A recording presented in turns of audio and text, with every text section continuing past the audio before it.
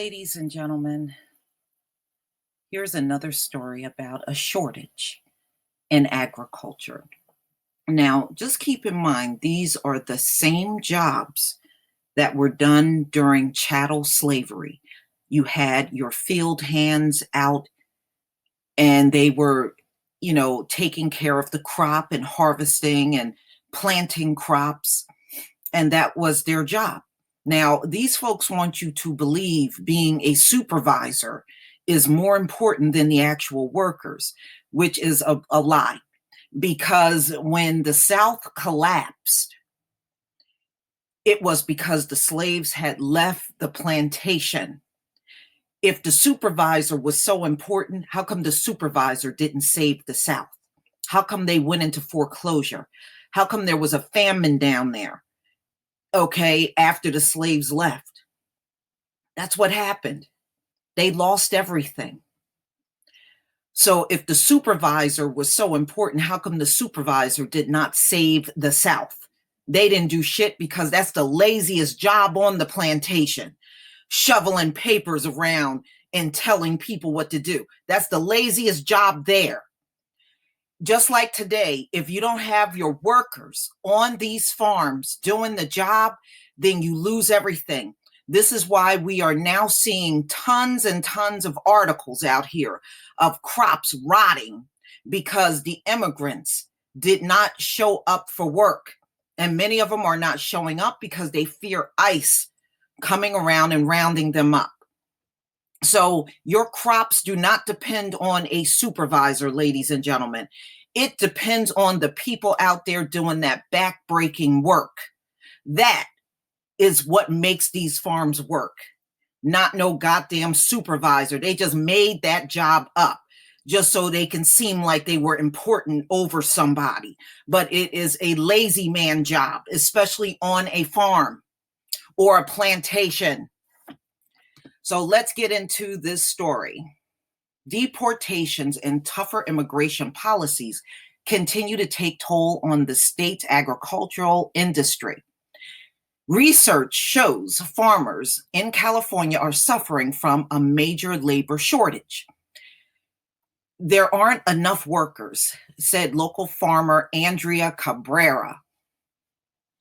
Cabrera said the Trump administration's crackdown on illegal immigration is affecting the agriculture industry. I know some companies have had their harvest go to waste because they couldn't find people to work the field. Oh, well, the supervisor didn't do it. I thought the supervisor was so important.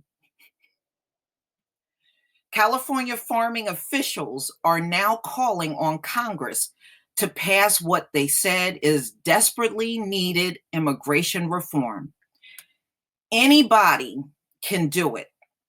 They said anybody can do it, but in reality, we only see Latinos doing this job. Yeah, today you are, but back in the day, it was slaves doing that job for many centuries. Said another Santa Maria farm worker, Daisy Salazar.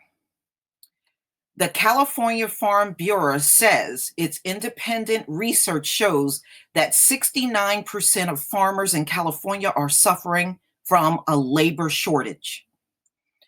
We're the ones picking the strawberries, fruits, vegetables, continued Salazar. At the end of the day, nobody really wants to do that job. It's a very hard job. It's a hard job, and Black people historically have done that job in America. They talk about, we don't know how to feed ourselves. We did the damn farming. In fact, taught them how to farm. They didn't teach us farming. We already knew how to do this stuff back in Africa. Okay? They didn't teach us shit. There are many reasons for that.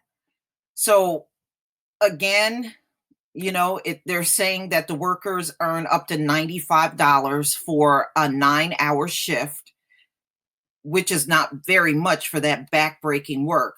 Besides low pay, they talk about other risks like dehydration, getting bit by an insect, and getting sprayed by a pesticide. And they're talking about a woman that died from dehydration out there doing that work, which I can definitely believe.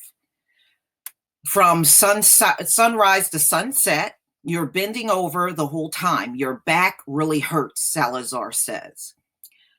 California officials say unless the federal government passes legislation that provide a path to legal citizenship for farm workers who are living in the state illegally, the industry will continue to struggle. So they are having their crops overgrow, or the crops are unkept and they are drying up and dying from the hot sun. Ladies and gentlemen, this job is no joke. We know this. We know this in the Black community, especially those of us that had sharecroppers in our family, which I did. You know, both sides, my mother and father side, they were sharecroppers. And they had to be out there doing that back-breaking work because many of them had 9 and 10 children, like in my family, and the men had no choice. A lot of times they weren't offered any other kind of job. It's not that they wanted to do just sharecropping. They weren't offering Black men too many other opportunities down in the South. So many of them kind of got caught up and stuck doing that work. But it's no joke. And it just goes to show you these farms cannot make money unless they got the folks out in the field working. But you don't see people that run their mouth talking about the supervisor and all that crap. You see how useless a supervisor is when your crops are drying up? Do you see how useless a supervisor is when your workers don't show up? Do you see how useless a supervisor is when crops go unharvested? Okay, again, that job was just made up to make certain people feel like they were important. But when you look at it in terms of that type of labor, a supervisor is the laziest job there. It's the laziest one there, ladies and gentlemen. Please leave your comment and subscribe. Don't forget to hit on the notification bell, and I will see you on the next video. If you can support my channel, please do. Peace, family.